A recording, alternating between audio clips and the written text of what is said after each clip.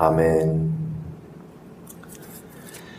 자, 오늘은 이 공간복음에서 예수님께서 변화산상에서 변화하는 모습을 제자들에게 보여주시고 수제자 3명에게 보여주시고 그 이후에 산 아래로 내려왔을 때 나머지 제자들과 또 서기관들과 유대인들과 변론이 일어나는, 그러니까 둘러싸여서 어떻게 보면은 공격을 당하고 있는 상황에서 펼쳐진 이야기를 다루고 있습니다.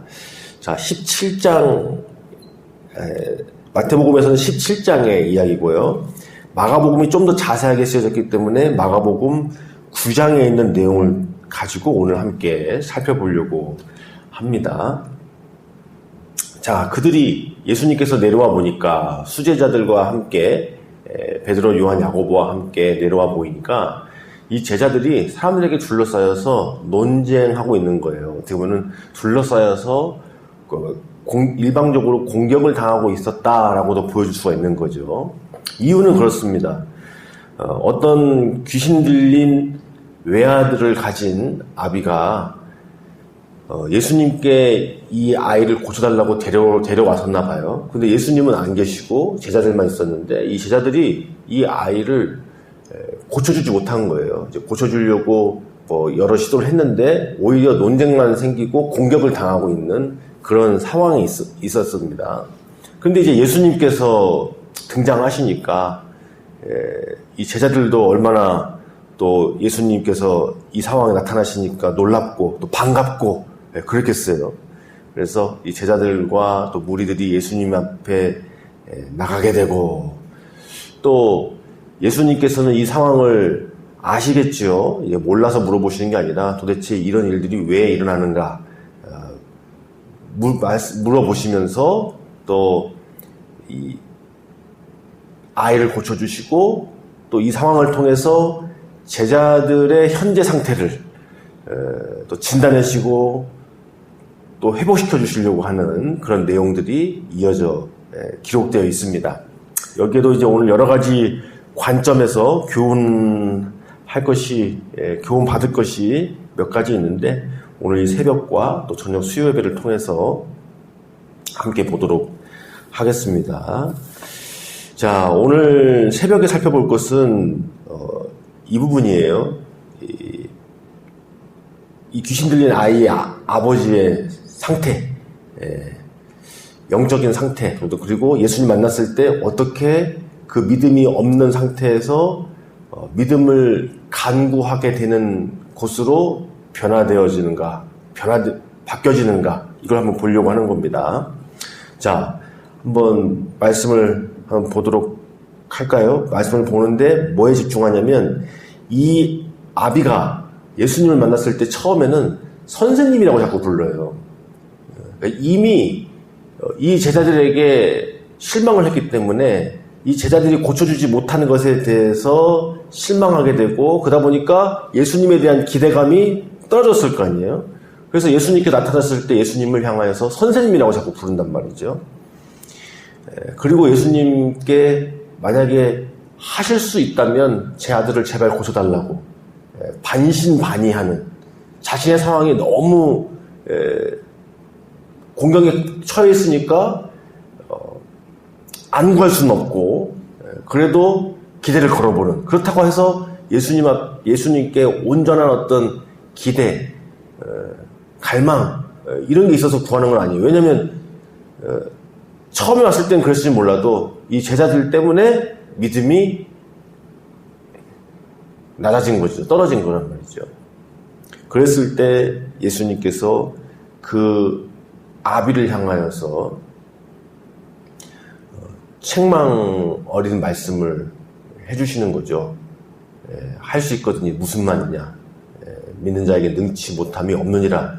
이렇게 예수님께서 말씀으로 또 그들을, 이 아비와 또 제자들을 책망하시면서도 믿음을 불어넣어 주신, 정신을 차리게 하시는, 믿음을 차리게 하시는 말씀을 주시니까 그 아비가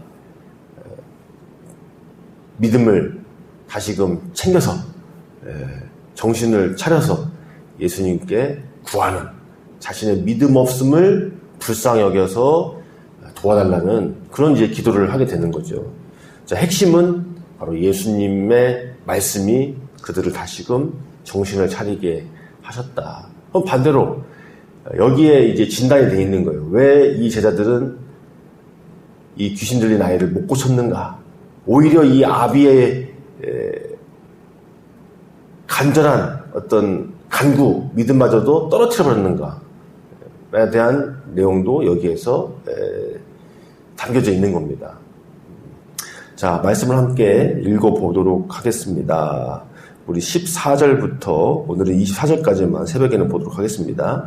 이에 그들이 제자들에게 와서 보니 큰 무리가 그들을 둘러싸고 서기관들이 그들과 더불어 변론하고 있더라.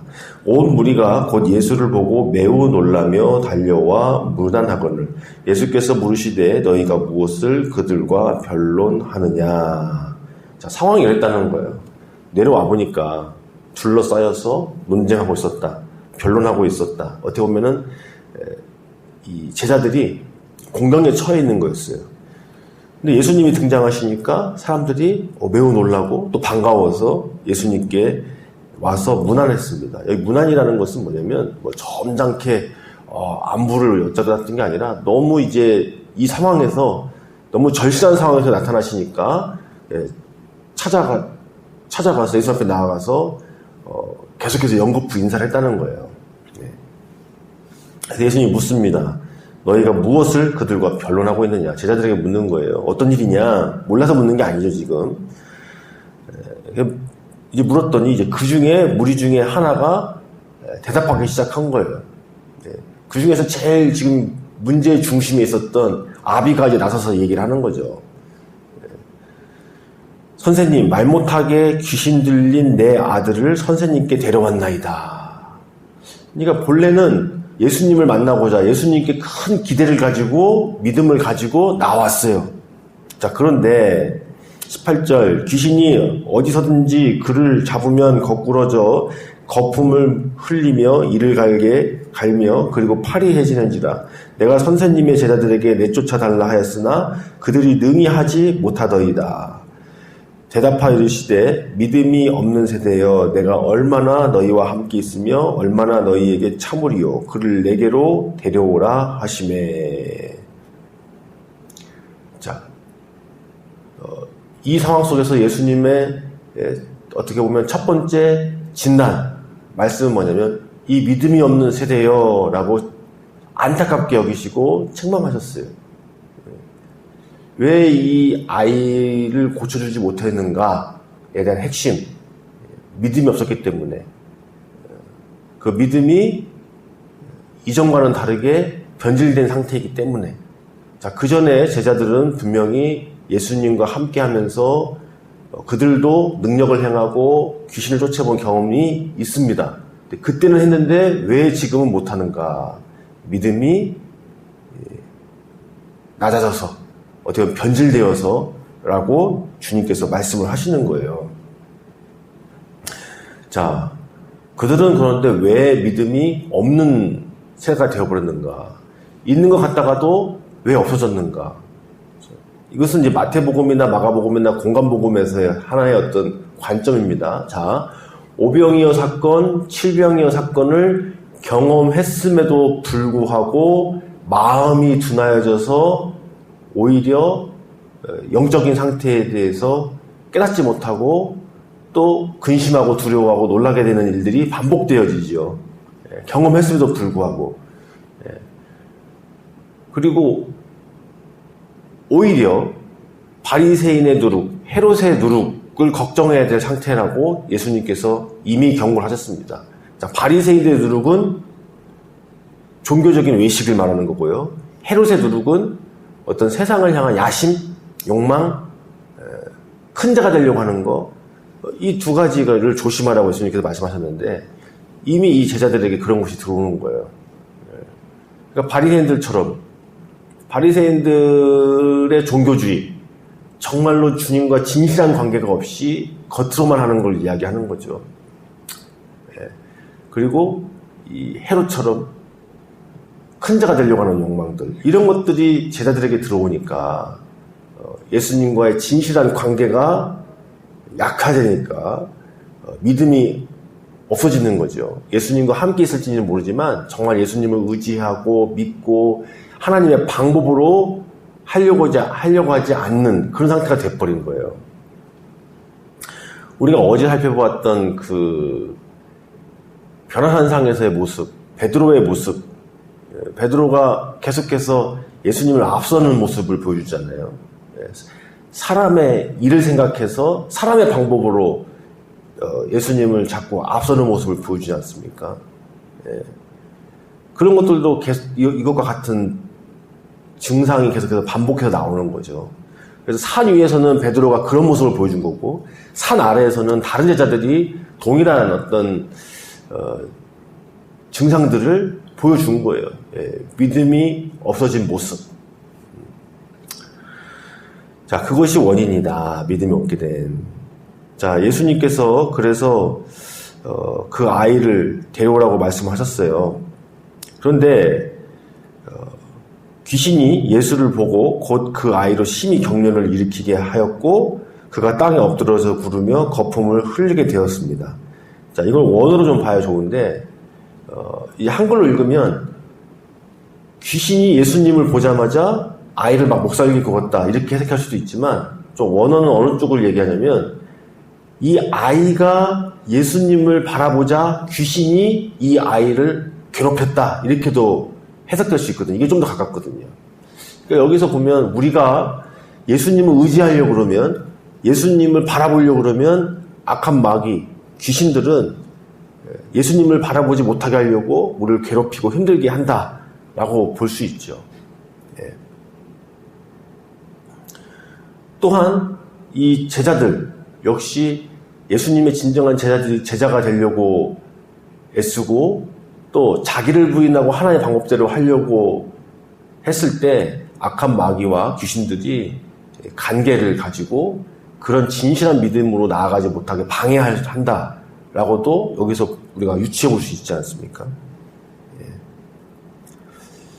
자, 이렇게 아이가 예수님 앞에 나오고 예수님을 바라봤을 때 마귀가 방해를 하는 거예요. 귀신이 못살게 구는 거예요. 예수님께서 언제부터 이렇게 되었느냐라고 물었더니 귀신이 그를 자주 죽이려고 물과 불에 던졌고 이런 심각한 증세가 반복되어져 왔습니다. 아비가 그렇게 이야기하면서 이제 아무래도 감정이 복받칠 거 아니에요. 그래서 예수님께 간청한다고 간청을 하긴 했는데 이렇게 간청을 한 거예요. 무엇을 하실 수 있거든 우리를 불쌍히 여기사 도와주옵소서. 그러니까 예수님을 온전히 믿는 것이 아니라 예수님을 반신반의하면서 우리에게 뭔가 해주실 수 있다면 해주십시오라고 이렇게 간청을 하니까 예수님께서 할 수 있거든이 무슨 말이냐, 믿는 자에겐 능치 못함이 없느니라 라고 책망 어린 또 용기를 다시 주는 떨어져 버린 믿음을 다시금 이렇게 세워주시는 말씀을 주시는 거예요. 자, 우리는 우리에게 이 떨어져 버린 믿음, 약화된 믿음, 혹은 변질된 믿음을 어떻게 회복할 수 있느냐? 예수님의 이런 말씀을 통해서 다시금 회복될 수 있고 정신을 차릴 수 있고 믿음을 차릴 수 있다는 것을 분명하게 이 말씀을 통해서 우리가 인지하고 깨달아야 됩니다.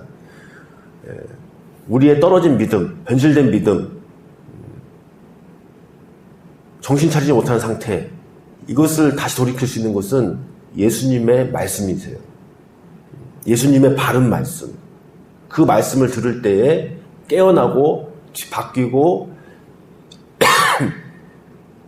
원래 옳은 것을 쫓을 수가 있는 거죠. 그래서 24절 오늘 마지막인데 새벽에 그 아버지가 소리질러 이르되 주여 내가 믿나이다 나의 믿음 없는 것을 도와주소서 하더라. 한글에는 쓰여있지 않지만 원어로는 주여라는 말이 들어가 있어요. 선생님이여 하다가 이제서야 드디어 주여라고 부르면서 간구하게 되는 거죠. 자, 여기에 이 아비의 모습 속에 제자들의 상태가 사실은 나타나 있는 겁니다. 제자들이 이미 어떤 믿음이 있었느냐, 주여 하는 믿음에서 선생님이 하는 믿음으로 믿음이 내려와 있는 겁니다. 선생님이요 수준에 이 제자들이 내려와 있었기 때문에, 자, 이 아비가 주여 하는 믿음으로 처음에 왔는데 선생님이여 하는 믿음으로 떠져버린 거예요. 제자들의 그 영적인 상태가 아비에게 영향을 미친 거죠. 그래서 귀신을 쫓아내지도 못했던 거고요. 오늘 이제 수요 예배 저녁에 그 부분을 좀 다룰 텐데, 예수님께서 왜 이 귀신을 쫓지 못했냐는 원인에 대해서 제자들이 물으니까 기도 외에는 이런 일이 나갈 이유가 없다라고 말씀해 주시거든요. 근데 이 부분을 좀 잘 생각해야 됩니다. 단순히 기도 생활이 부족해가지고 기도의 능력이 떨어져서 능력을 못했다 이런 식으로 해석을 하면은 뭔가 많이 부족해지는 거죠. 여기 분명히 예수님께서 믿음의 문제에 대해서 얘기했었으니까, 예수님과의 진실한 관계가 변질되었기 때문에 이것을 하지 못했다고 말씀을 하고 계시는 거예요. 그 선상에서 기도하지 않게 된 어떤 모습들을 해석을 해야지, 기도의 양이 줄었구나, 기도의 양이 많아지면 능력을 행할 수 있다, 여기로만 단순하게 해버리면 문제가 되겠죠. 그 부분은 저녁에 수요예배 때 좀 더 심층적으로 포괄적으로 다루도록 하겠습니다. 기도하시겠습니다. 살아계신 하나님, 우리가 예수님을 향하여서 참된 믿음이 있게 하옵소서. 나의 주님께 의지하고 그 주님과 함께 하여서 주님이 나타내시는 능력 또한 경험하는 자들 되게 하옵소서. 그러나 어느덧 우리도 바리새인들의 누룩과 헤롯의 누룩으로 인하여 우리의 믿음이 변질되고 떨어져서 예수님을 선생님의 수준으로 생각하고, 또 우리가 하나님의 방법이 아니라 사람의 방법을 앞세워서 나아가다가 결국엔 능력도 잃고 하나님의 살아계심도 경험하지 못하는 그런 안타까운 일에 처하지 않게 하여 주옵소서. 오늘 아비의 모습처럼, 제자들의 모습처럼 믿음이 없는 것을 주님 불쌍히 여기셔서 우리에게 다시금 하나님의 말씀으로 믿음을 차리게 해주시고 정신을 차리게 하시고, 사람의 방법이 아니라 다시 한번 하나님의 방법으로 살아가는 자들 되게 하여 주옵소서. 예수님의 이름으로 기도드리옵나이다. 아멘.